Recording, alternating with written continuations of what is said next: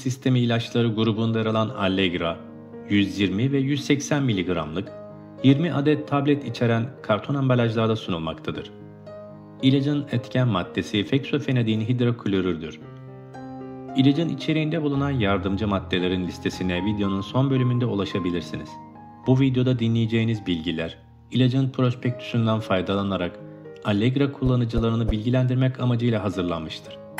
Video sizin için faydalı olursa destek için videoyu beğenip kanala abone olmayı unutmayın. Allegra film tablet nedir, niçin kullanılır?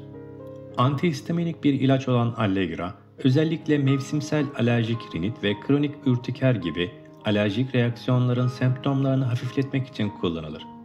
Kaşıntı, burun akıntısı, hapşırma ve gözlerde sulanma gibi belirtileri azaltır.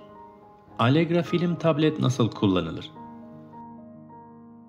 Doktorunuz bu ilacı size nasıl reçete ettiyse ilacı o şekilde kullanmanız tavsiye edilir. Doktor tarafından başka bir şekilde tavsiye edilmedikçe yetişkinler ve 12 yaş üstü çocuklar için genellikle günde bir kez 120 mg veya günde 2 kez 60 mg önerilir. İlacın tam dozu doktor tarafından belirtilmeli ve belirtilen dozun üzerine çıkılmamalıdır. Allegra'nın 12 yaşın altındaki küçük çocuklarda kullanılması önerilmez. Allegra tabletlerin her biri bir bardak dolusu su ile birlikte aç karnına alınmalıdır. Greyfurt, portakal veya elma suyu gibi meyve suları ilacın emilimini azaltabilir. Bu yüzden bu içeceklerle birlikte alınmamalıdır. Allegra, ilacı almanızdan sonraki ilk saat içerisinde belirtilerinizde rahatlama sağlar ve 24 saat boyunca etkisini sürdürür. Hazımsızlık şikayetleriniz için alüminyum veya magnezyum içeren antiasit ilaçlar kullanıyorsanız, bu ilaçların alınmasıyla Allegra'nın yutulması arasında 2 saatlik bir zaman aralığı olmalıdır. Allegra'nın doz aşımında sersemlik, baş dönmesi, yorgunluk ve ağız kuruluğu görülebilir.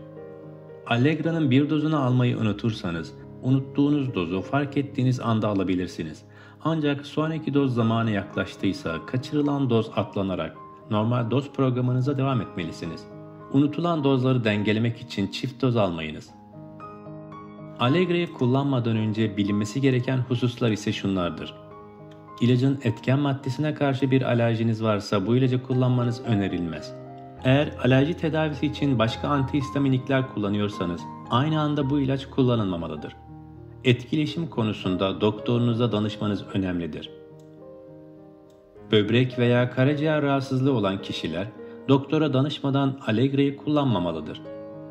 İlaç hamilelik ve emzirme dönemlerinde de doktor önerisi olmadan kullanılmamalıdır. Bu ilacın kullanımı uyuklama haline sebep olabilir.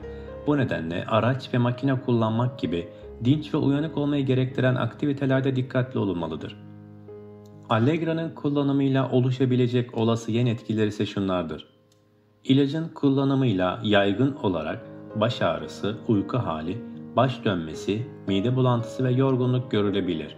Nadiren de olsa deride döküntü, yüz veya dudaklarda şişme gibi alerjik reaksiyonlar görülebilir. Bu video sizin için faydalı olduysa destek için videoyu beğenip kanala abone olun.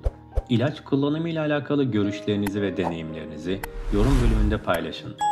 Sağlıklı günler dilerim.